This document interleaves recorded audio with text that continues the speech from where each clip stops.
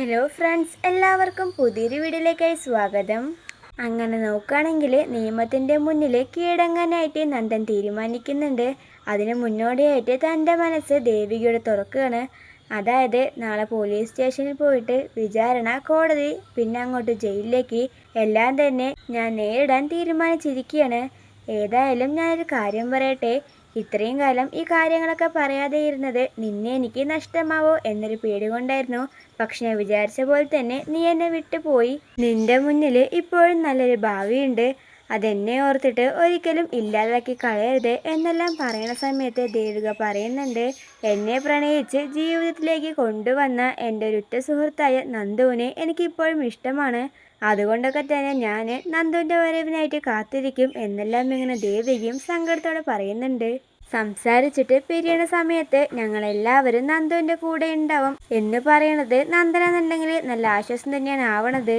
പിന്നീട് പ്രഭാവതി എന്നുണ്ടെങ്കിൽ ദേവികയോട് ഒരു കാര്യം പറയുന്നുണ്ട്, ഇന്നും കൂടിയല്ലേ നന്ദു ഇവിടെയുള്ളൂ, അതുകൊണ്ടൊക്കെ തന്നെ നീ ഇവിടെ വേണം എന്നെല്ലാം പറയുന്ന സമയത്ത് ഞാനിവിടെ ഉണ്ടെങ്കിൽ നന്ദു ആകെ തകർന്നു പോകും. പിന്നെ ഇപ്പോൾ ഈ കാര്യങ്ങളൊക്കെ ചെയ്യണത് നന്ദുവിൻ്റെ നല്ലതിന് വേണ്ടിയാണ് എന്നെല്ലാം പറയുന്ന സമയത്ത് നീയും ഹരിസാറും കൂടിയിട്ട് എല്ലാ കാര്യങ്ങളും മുതലെടുത്തിട്ട് ആൾക്കാരുടെ കയ്യടി പേടിക്കുകയാണല്ലേ.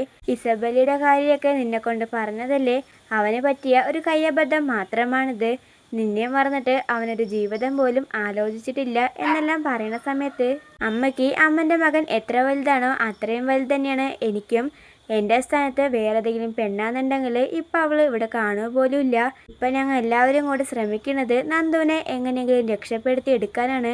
ഹരിസാറ് പറഞ്ഞ പോലെയാണെന്നുണ്ടെങ്കിൽ നേർവഴി കൂടി തന്നെ നന്ദു രക്ഷപ്പെട്ടു വരും. അതിനു വേണ്ടിയിട്ടാണ് നമ്മൾ ഇത്രയും കിടന്ന് കഷ്ടപ്പെടുന്നത്. നാളെ നന്ദു പോലീസ് സ്റ്റേഷനിൽ പോയാൽ കുറേ സത്യങ്ങളും രഹസ്യങ്ങളൊക്കെ തെളിയിക്കാൻ വേണ്ടിയിട്ടാണ്. അല്ലാതെ ഒന്നിനും പോവാതെ ഇങ്ങനെ ഉള്ളിൽ തന്നെ ഇരുന്നാൽ ഒന്നും തന്നെ നടക്കില്ല എന്നെല്ലാം ഇങ്ങനെ പ്രഭാവതിയോട് പറഞ്ഞ് മനസ്സിലാക്കുന്നുണ്ട്. ഇത്രയൊക്കെ പറഞ്ഞിട്ട് ദേവിക പ്രഭാവതിയെ ആശ്വസിപ്പിക്കാൻ നോക്കുന്നുണ്ടെങ്കിലും പ്രഭാവതിക്ക് വീണ്ടും സങ്കടം തന്നെയാണ് ആവണത്.